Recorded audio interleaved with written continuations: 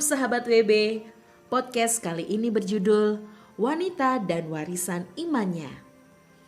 Sahabat WB, sebuah pepatah Yunani kuno berkata, God could not be everywhere, so he created mom. Memang, ini hanyalah sebuah pepatah yang bukan merupakan kebenaran, karena pada faktanya Tuhan adalah pribadi yang tak terbatas oleh ruang dan waktu. Ia maha hadir dan selalu ada dalam setiap masa di kehidupan kita. Namun, dari pepatah ini kita melihat bahwa dalam kehidupan sehari-hari, peranan seorang ibu tidak dapat disangkal, bak menjadi tangan kanan Tuhan sendiri. Mulai dari bekal anak hingga menjadi manusia yang mandiri, anak tidak lepas dari pengasuhan sang ibu. Meski tidak seluruh tanggung jawab mendidik anak menjadi milik seorang ibu semata, pengaruh ibu sangat besar dalam kehidupan seorang anak.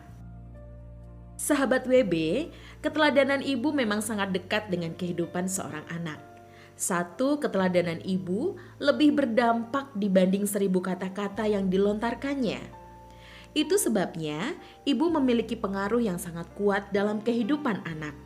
Entah itu berupa keteladanan yang negatif maupun positif.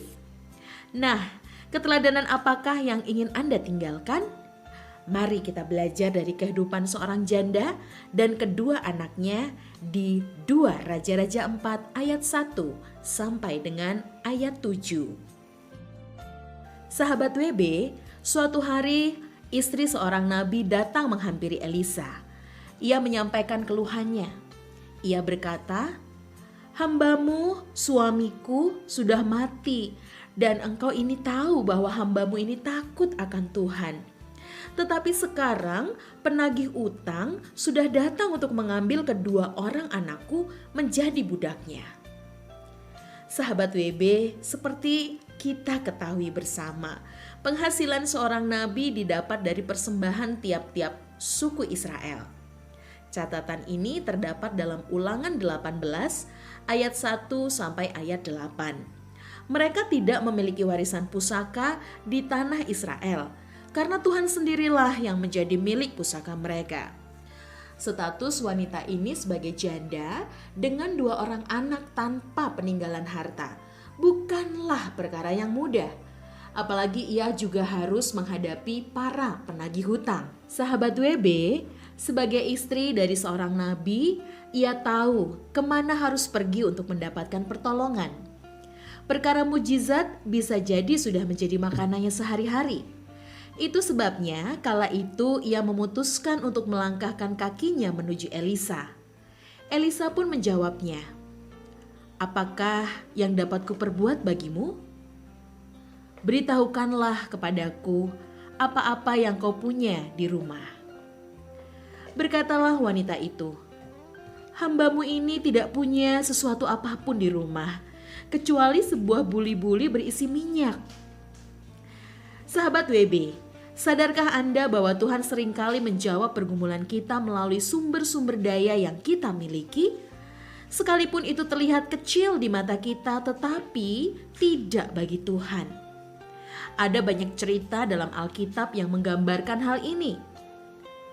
Tongkat di tangan Musa, umban Daud yang mengalahkan Goliat, hingga 5 roti dan 2 ikan milik seorang anak kecil yang memberi makan 5.000 orang, dan lain sebagainya.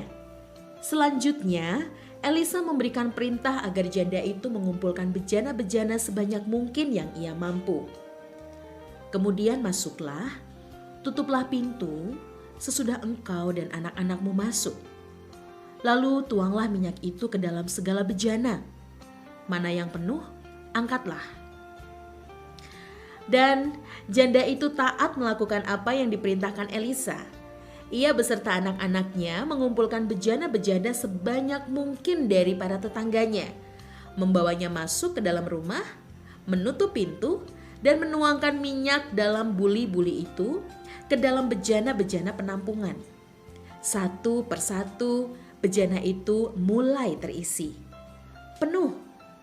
Lalu mujizat pun terjadi hingga bejana terakhir terisi penuh dan lunaslah hutang-hutangnya.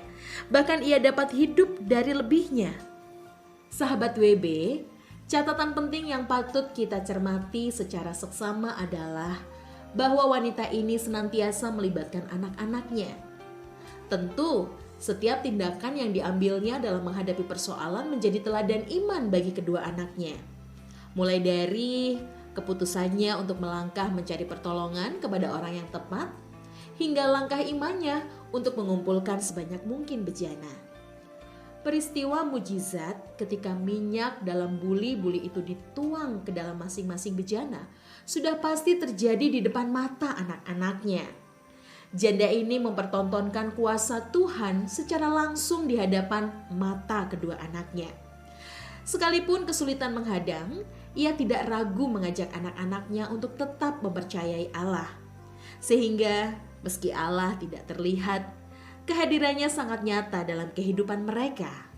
Sahabat WB, mempercayai Tuhan yang tidak terlihat namun nyata dalam kehidupan ini membutuhkan iman. Seperti yang tercatat dalam Ibrani 11 ayat yang pertama. Iman adalah dasar dari segala sesuatu yang kita harapkan dan bukti dari segala sesuatu yang tidak kita lihat. Oleh sebab itu, warisan terbesar yang dapat diberikan seorang ibu kepada anaknya adalah imannya. Ini berlaku pada anak jasmani maupun anak rohani. Kita bisa saja menyediakan berbagai fasilitas untuk memenuhi kebutuhan, termasuk kebutuhan rohani si anak kita. Tetapi tanpa keteladanan iman kita sendiri, iman seorang anak tidak akan bertumbuh. Jangan menyerah akan pergumulan, kesulitan yang sedang Anda hadapi hari ini. Teruslah berpegang pada iman akan janji-janji Tuhan sampai setiap janji itu digenapi. Apa yang Anda alami hari ini akan menjadi warisan iman yang tidak terlupakan bagi anak-anak Anda kelak. Sahabat WB, berikut ini ada 3 hal yang patut kita refleksikan. Yang pertama, bagaimana Anda selama ini melibatkan Tuhan dalam kehidupan Anda sehari-hari? Lalu yang kedua, apakah yang Anda suguhkan dalam kehidupan anak Anda? Kuasa Tuhan ataukah kekuatan pribadi yang dilihatnya dari hidup Anda? Lalu yang ketiga atau yang terakhir, ambillah komitmen di awal tahun ini untuk mempertontonkan semaksimal mungkin kuasa Tuhan dalam kehidupan anak-anak Anda. Demikianlah podcast kali ini. Terima kasih sudah mendengarkan. Sampai jumpa dan Tuhan Yesus memberkati.